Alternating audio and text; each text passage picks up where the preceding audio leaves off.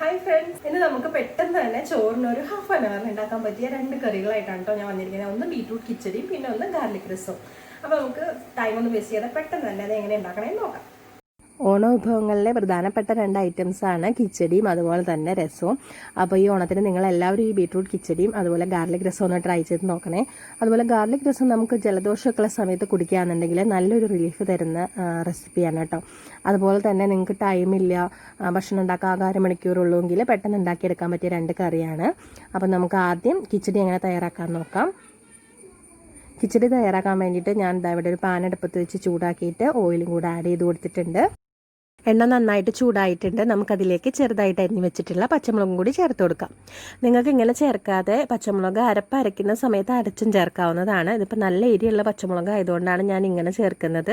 കുട്ടികൾക്കും കൂടെ കൊടുക്കാനുള്ളതാണല്ലോ, അപ്പം അധികം എരിവായാലും അവർ കഴിക്കില്ല. അപ്പോൾ മുളക് നന്നായിട്ട് മൂത്തിട്ടുണ്ട്. നമുക്കിനി ഇവിടെ 1/2 കിലോ ബീട്രൂട്ടാണ് ഞാനിവിടെ ഗ്രേറ്റ് ചെയ്തെടുത്തിട്ടുള്ളത്. അതും കൂടി ചേർത്ത് കൊടുക്കാം. ഇനി നമുക്കതിലേക്ക് ആവശ്യത്തിനുള്ള ഉപ്പ് ചേർത്ത് കൊടുക്കാം. ഉപ്പ് ചേർത്തിട്ട് നല്ലപോലെ മിക്സ് ചെയ്യാം. നന്നായി മിക്സ് ചെയ്തിട്ട് നമുക്ക് ഒന്ന് അടച്ചു വെച്ചിട്ട് ഒരു 5 മിനിറ്റ് വേവിക്കാം. ഇതപ്പോൾ 5 മിനിറ്റ് കഴിഞ്ഞിട്ട് ഞാൻ ഇവിടെ മൂടി തുറന്നിട്ടുണ്ട്. ഏകദേശം ഒരു 3/4 കുക്കായിട്ടുണ്ട് കേട്ടോ.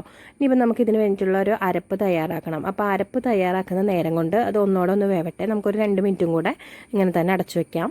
അപ്പോൾ ഇനി അടുത്ത സ്റ്റെപ്പായിട്ട് നമുക്ക് അരപ്പ് തയ്യാറാക്കണം. അതിന് വേണ്ടിയിട്ട് അരമുറി തേങ്ങ ചെരുവിയത്, 1/4 ടീസ്പൂൺ ജീരകം, 1/4 ടീസ്പൂൺ കടുക്, ഒരു ചെറിയ കഷ്ണം ഇഞ്ചി, അതുപോലെ 3 ചെറിയുള്ളി, ഇത്രയാണ് എടുത്തിട്ടുള്ളത്. ഇതെല്ലാം കൂടി നമുക്ക് നല്ല ഫൈൻ പേസ്റ്റായിട്ട് വേണം അരച്ചെടുക്കാനായിട്ട്. നമുക്ക് കുറച്ച് വെള്ളം കൂടി ചേർത്ത് കൊടുക്കാം കേട്ടോ. വെള്ളം ചേർത്താൽ പെട്ടെന്ന് തന്നെ നന്നായിട്ട് അരഞ്ഞു കിട്ടും. നമുക്ക് പച്ചമുളകും വേണമെന്നുണ്ടെങ്കിൽ ഇതിൻ്റെ കൂടെ ചേർക്കാം അരയ്ക്കാൻ നേരത്ത്. ഞാൻ ചേർക്കുന്നില്ല. അപ്പോൾ നമുക്ക് നല്ല ഫൈനായിട്ട് അരച്ചിട്ട് വരാം. ഇത് അരപ്പ് റെഡിയാക്കിയ സമയം കൊണ്ട് നമ്മളുടെ ബീട്രൂട്ടൊക്കെ നല്ല അടിപൊളിയായിട്ട് കുക്കായിട്ടുണ്ട്. നമുക്കിനി നമ്മളുടെ അരപ്പ് ഇതിനകത്തേക്ക് ചേർത്ത് കൊടുക്കാം.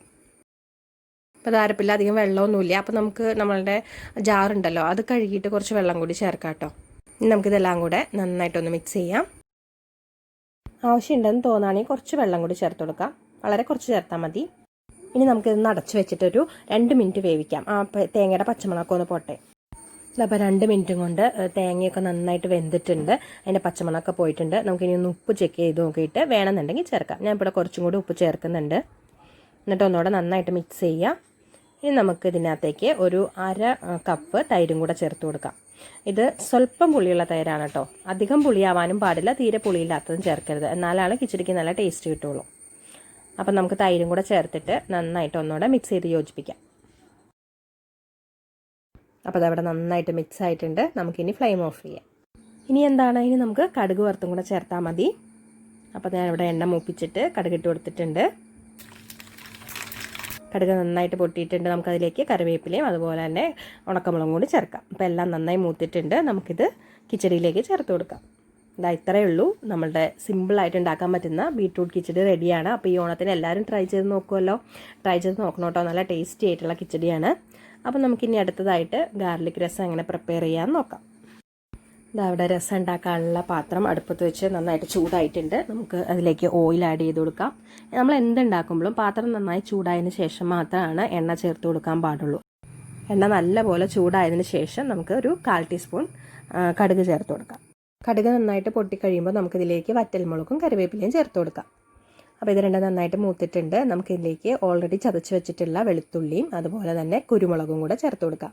ഞാൻ ഇവിടെ ഒരു 10-15 അല്ലി വെളുത്തുള്ളിയാണ് എടുത്തിട്ടുള്ളത്. അതും ഏറ്റവും അകത്തുള്ള തോല് കളയാതെ അങ്ങനെ തന്നെയാണ് കേട്ടോ ചതച്ചെടുത്തിട്ടുള്ളത്. അപ്പോൾ അത് രണ്ടും നന്നായിട്ട് മൂത്ത് വന്നിട്ടുണ്ട്. നമുക്കിതിലേക്ക് ഒരു മീഡിയം സൈസ് തക്കാളി വീഡിയോയിൽ കാണുന്ന പോലെ ചെറുതായിട്ട് അരിഞ്ഞത് ചേർത്ത് കൊടുക്കാം. അപ്പോൾ അത് ചേർത്തിട്ട് നന്നായിട്ടൊന്ന് മിക്സ് ചെയ്ത് യോജിപ്പിക്കുക. അതിനുശേഷം നമുക്കിതൊന്ന് അടച്ചു വെച്ചൊരു 2 മിനിറ്റ് കുക്ക് ചെയ്തെടുക്കാം. അപ്പോൾ അത് കണ്ടില്ലേ, തക്കാളി നന്നായിട്ട് വഴണ്ട് വെന്ത് വന്നിട്ടുണ്ട്. ഇനി നമുക്കിതിലേക്ക് ഒരു 1/4 ടീസ്പൂൺ മഞ്ഞൾപ്പൊടി, ഒരു 3/4 ടീസ്പൂൺ മുളക് പൊടി, ഇത് നിങ്ങളുടെ എരിവിനനുസരിച്ചിട്ട് അഡ്ജസ്റ്റ് ചെയ്ത് ചേർക്കാവുന്നതാണ്.